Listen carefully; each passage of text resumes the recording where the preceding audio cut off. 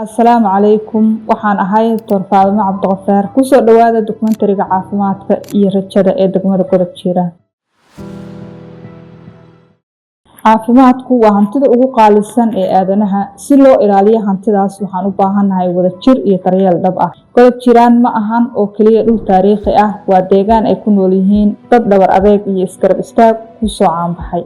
Maanta waxaan idiin hayaa sheekada nolosha dhabta ah ee deegaankan iyo halgankii ay u galeen sida ay adeeg caafimaad u heli lahaayeen. Halkan waa Godob Jiiraan, dhul fog, qurux badan balse muddo dheer hooy u ahaa murugo, tiiraanyo iyo weliba qalbi xanuun. Sanado ka hor magaca Godob Jiiraan wuxuu xambaarsanaa xanuun aan la sheegi karin. In ka badan 100 hooyo ayaa halkan ku naf waayay sabab caafimaad dartood. waxaan la ildarnaa xanuunka dhiigkarka diris lahaa sunahaantii meesha hadii ay foosheedu dheeraatay xataa xabad kiniiniya ma aanan helin meel aan ka soo gato taasna hadda waxay saameynaysaa waa dhakhtar la'aan isbitaal la'aan darteed. waxaan codsanaynaa inaan helo isbitaal hooyada iyo dhallaanka oo naga kaafiya wadada aan sii mari jirnay iyo isbitaalka aan masaafada inta dheer 200 kilomitir aan mari jirnay oo habeen iyo maalin aan sii socon jirnay. Ma jirin rajo, qof walba wuxuu filayay dhimasho marka ay xaaladdu adkaato. In ka badan 100 hooyo, taasi ma ahan number kaliya, waa 100 qoys oo dumay, waa 100 carruur oo rajooyin ah, 100 aabbo bilaa hooy ah.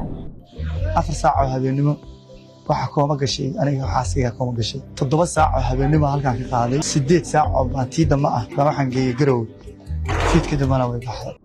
iyo 100 sheeko oo xanuun badan. Maanta waxaan dib u jaleecaynaa safarkii xanuunka badnaa ee ay hooyooyinka deegaanku soo mareen ka hor inta aanay helin adeeg caafimaad. Dhibaatadu ma bilaaban jirin xilliga foosha oo kaliya, waxa ay ka bilaaban jirtay jidka. Magaalada ugu dhow ee adeeg caafimaad laga heli karo waxa ay jirtay 200 oo kiiloomitir. Wada ma jirin, waxay ahayd dhagax, bacaad iyo godad iyo weliba buuro. Safarka loo gala magaaladaas wuxuu qaadan jiray 10 ilaa iyo 12 saacadood. Bal suurayso wadada noocaas ah hooyooyinka la sii marin jiray iyaga oo dhiig baxaya, dhiig ugu karsan yahay oo rafanaya, iyo hooyo foosh ku dheeraatay oo dhali weyday. Maxay hooyooyinku u dhiman jireen? Waxaa jiray 5 cadow oo ay u dhiman jireen hooyooyinkii ku noolaa deegaankaas. Cadowga koobaad waxa uu ahaa foosh oo adkaata, oo afka caafimaadka loo yaqaan obstructive labor. Hooyada oo maalmo foolata, ilmihiina uu soo bixi waayo iyada oo la ogeyn ilmaha xaaladiisa, sida in miisaankiisu weyn yahay, inuu gudban yahay in kale. Hooyooyinku way iska dhiman jireen, waana la isku aasi jiray iyada iyo ilmaheeda, iyagoo dhahaa hiblaayo way isku guurtay, lama soo kala xudubin iyo erayo la macno ah. Qodobka labaad ee hooyooyinku u dhiman jireen ayaa ahaa dhiig bax, oo ahaa midka ugu khatarta badan. Hooyada oo dhiig baxda inta ay uurka leedahay ama dhalmada kadib ma heli jirin meel dhiig lagaga shubo iyo sida oo kale waxyaabo kaalmeeya in hooyada dhiiggeedu joogsado sida dawooyin iyo dad caawiya ee ah xirfadlayaal caafimaad. Qodobka saddexaad ee hooyadu u dhiman jirtay ayaa ahaa dhiigkarka xilliga uurka hooyada ku soo booda ee loo yaqaan afka caafimaadka preeclampsia. Waxa hooyooyinka soo wajihi jiray xaalad caafimaad oo hooyada dhiigga uu ku kari jiray ama uu sare u kici jiray. Kadibna waxa ay wajihi jirtay hooyadu xaalado aad u adag ee caafimaad. Marka ka dambeysa xaaladeedu waa ay ka sii dari jirtay. Waxa ay ahayd xaalad caafimaad oo u baahan gargaar degdeg ah, laakiin ma ay heli jirin. Qodobka afraad ee hooyooyinka ay u dhiman jireen ayaa loo yaqaanaa afka caafimaadka uterine rupture, kaas oo ah minka oo dilaac sameeya marka ay foosha ku dheeraato hooyada, keenana dhiig bax gudaha ah, isla markaasna waxa ka dhasha geeri degdeg ah. Qodobka u dambeeya oo ah qodobka 5aad ayaa ahaa ibida oo hooyada ku harta oo loo yaqaan afka caafimaadka retained placenta. Markii uu ilmuhu dhasho, ibida ayaa ku hari jirtay hooyada, taas oo keeni jirtay dhiig bax saacado badan socda, kadibna ay hooyadu u dhiman jirtay. Maanta sheekadu waa ka duwan tahay. Dadaal wada jir ah iyo dhiiranaan ka timid bulshada iyo maamulka deegaanka kadib, Godob Jiiraan waxay gaartay heer lagu sameeyo qaliinka dhalmada ee loo yaqaan C-sectionka. Maanta hooyada looma qaado safar halis ah ee waxa ay ku umushaa gurigeeda iyada oo bad qabta. Ka waran markaad isla markiiba inta qaliinka la geliyay gabadhaada laga soo saaray aragtay laguna sheegay in ay caafimaad qabto, maxaad dareentay markaa? Masha Allah, dhammaan farxay. Sax وأنا فرحي وأنا عارفة أنا قبل الدكتور dadka meesha joogay ilaahay siiyay haye ما شاء الله ka waran markaa intii muddadii gabadha qaliinka markii laga soo saaray kadib ay jiiftay qaybta gudaha ay noo jiiftay adeegyadii la inii qabtay ka waran qaabkeeda iniigu adeegay fiican baa nala ku adeegay gabadha waa la ii daaweeyey ilmaha yar dhala la ii geliyey waa la ii daaweeyey haye maxaa kaloo adeeg ahoo isbitaalka ka hesheen adeega waxaan ka helnay qaliinka oo lacag la-aan ah ilmaha daawadiisa lacag la-aan xanaanadii labada qof labadaba lacag la-aan yihiin ka war maanta dareenkaaga marka maanta gabadhaad ku caafimaad qabtaa gabadhii kaa qabtaa ku haystaa labadoodii maanta dareenkaagu see yahay dareenkayga farxad buu ku sugay baa iyaga caafimaadkooda waxooda dhan tamaam kulligood maasha allah weeye labadaba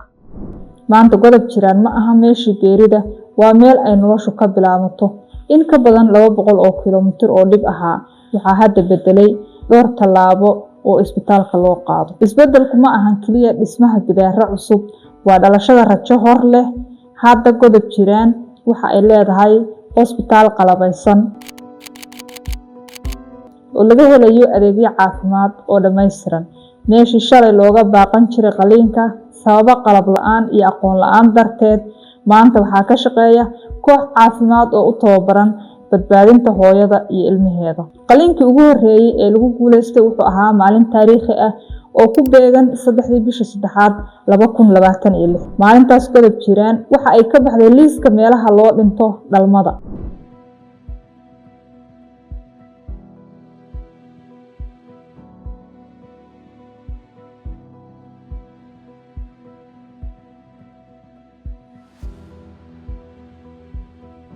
waxaa halkan ku diyaarsan qolka qaliinka oo leh qalabka suuxdinta iyo kalkaaliyaal khibrad leh oo u adeega bulshada tani waxa ay meesha ka saartay safarkii 200 oo kiiloomitir ahaa ee loo gali jiray raadinta qaliin kaas oo inta badan ay hooyadu ku nafwaayi jirtay inta jidka la sii wado السلام عليكم ورحمة الله وبركاته magacaygu waa Dr. Cabdulqafaar oo ka hawlgasha isbitaalka weyn ee degmada Godob Jiraan Hospital maanta waxaan halkan kula suganahay la joogaa oo barxiyo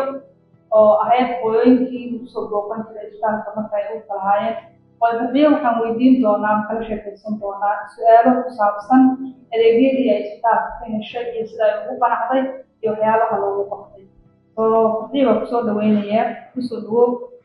isbitaal Godob Jiraan marka koowaad soo dhawow waxaan alla uga mahadcelinayaa in adeegyadaada lagu fuliyay isla markaana maanta aad ku joogtid waxaan ku weydiinayaa barxiyo ka hor adeega isbitaalka sidee lagugu adeegay kusoo dhaweynayaa Dr. Faadumo waxa weeye aad baan laygu qabtay service anigu waxaan ahaa hooyo dhiikar leh waqtiyadii hore oo dhalmadii ilmahan ka horeeyay aadna tacadi badan u mari jirtay isbitaalkan hortiis intuusan jirin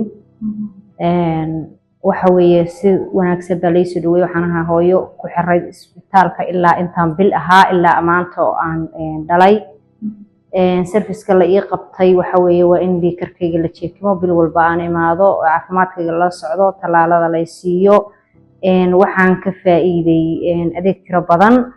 halka aan safar u gali jiray magaalada Garowe oo in badan noo jirta marka aad baan u soo dhaweynayaa Dr. Faadumo iyo isbitaalka degmada Godob Jiraan iyo maamulkeeda oo ii qabtay service aad macquul u ah aad ugu qancay aan uga maarmay safarkii aan u aadi jiray meel fog iyo magaalada Garowe su'aashan kale waxay tahay fadhiyo maxay ku kala duwan yihiin dhalmada hadda aad ku dhashay gurigaaga iyo isbitaalka ku yaala goobta aad ku noolay iyo dhalmadii markii hore aad dhibaatooyin badan la kulantay isla markaana u sii gobolka magaalo kale waa mahadsan tahay doctorayso waxay ku kala duwan yihiin oo dareemi kartaa qof gurigiisii ka tegay waxa ka baxaya dhaqaalo waxa ka baxaya rafaad waxa ka baxaya xanuun aad u tiro badan buu marayaa inta uu wadada uu saaran yahay wadadana waa wada rafa